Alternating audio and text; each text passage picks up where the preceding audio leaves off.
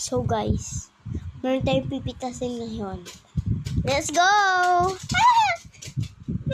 Patingin ko sa inyo. Ayan. Hindi yan Ano yan?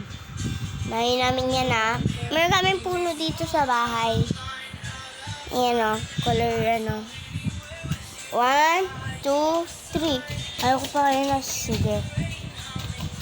Charin! Ayan, meron tayo. Ito yung pipitasin natin. Let's go. Yan, nabitas siya. So, yan. So, pag mabilis na yung time, mag-comment kayo ng part 2. So, wag na kayo magko-comment. Kasi kasi lalagay ko na lang dyan. Kasi pag next week na kayo na part 2. Bye!